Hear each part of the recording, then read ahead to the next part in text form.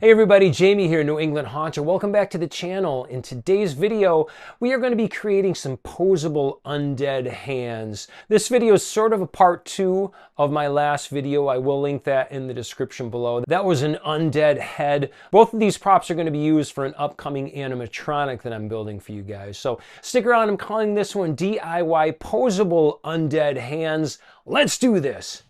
Step right up, come on in, join the show, it's about to begin. For this project, I'm using my favorite dollar store skeleton hands. You've seen these before on my channel. This style is my favorite to use, and I was able to track down a matching set online. That will be linked in the description below. To start, we'll cut each finger at the middle 2 joints, except for the thumbs, which only need a single cut at the center joint. A jigsaw works great for this, but any basic handsaw will get the job done. And be sure to keep careful track of each bone's position. We'll be reassembling everything in just a bit. Next, I'll be drilling holes in each finger socket. I'm drilling roughly 1/4 inch into each one. Be real careful here not to drill through the other side. Keep the drill nice and straight.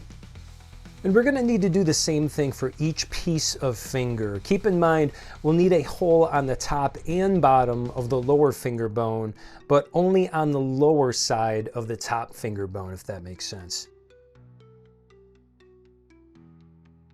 Now that we have all of our holes drilled, we'll be using standard craft wire and hot glue to reconnect the fingers. Don't be too concerned at this point with the wire length. I usually start off with about 3 inches or so for each joint. We'll be resizing as we go. I'll be applying the hot glue to the wire and inserting into the bottom socket. I'll then be applying a bead around the wire at the top of the hole as well.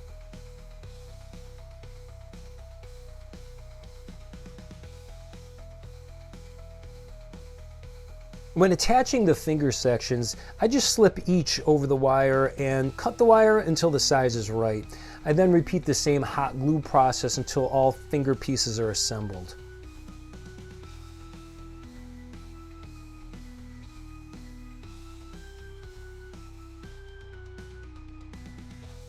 At this point, it should look something like this. We will be applying corpsing over the top of these, which will make the joints much more sturdy and hide the hot glue and wires. Here's a quick look at the type of positioning you can get out of these.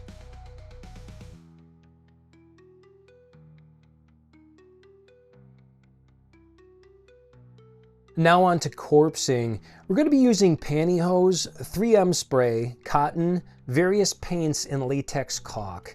You can also use silicone caulk for this. I'm starting off with a coat of the 3M spray, working one finger at a time. I'll be applying small sections of pantyhose that I've pre-cut to each finger. And once complete, I'll also be adding the same to the actual hand section. Now that the entire hand is covered with pantyhose, I'll be applying a layer of 3M spray and cotton.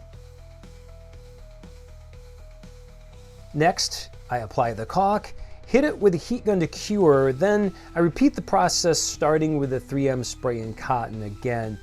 I also will do some light dustings of green and black spray paints in between layers. Be sure to check out the description below for my full tutorial on this technique. If you follow these steps, your corpsing should turn out looking a lot like this. I'm obsessed with this technique. It really takes the prop to a whole new level. It's going to look incredible on the animatronic build I've got coming up for you all. Here's the final version, guys. I'll try to get some close-ups for you.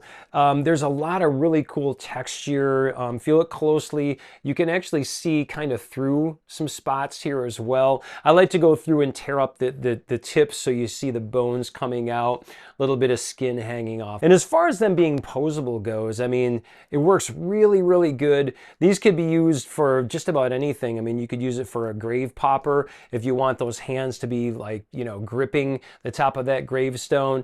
Cauldron creep, guys, you know, this would be a great hand holding onto the stick that's actually stirring the cauldron. I mean, how great would that look? The corpsing is very similar to the head. The colors look great together. They're gonna look awesome on this next prop I have for you guys. Now, is this overkill for a lot of you? I'm sure it is. A standard that I've done myself as well as just taking a heat gun and bending the fingers into whatever position you'd like them in. That works sometimes. There's other times when I want it to look like it's really holding on to something, especially on props that are kind of in the front more where people can see it up close. I like to be a little more meticulous as far as the fingers and the hands go. Many of you that follow my channel know that I do like to repurpose props. So a lot of times I want to be able to move those fingers back or into different positions. So these are great for that. If you ever decide to do this, I would suggest using my pantyhose corpsing technique. Again, it will be linked in the description below.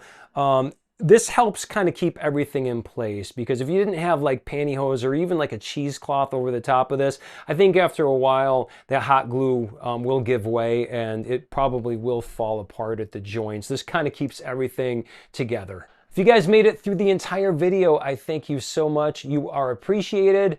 I hope everybody is well and enjoying this warm weather. We'll see you guys in the next video. Take care.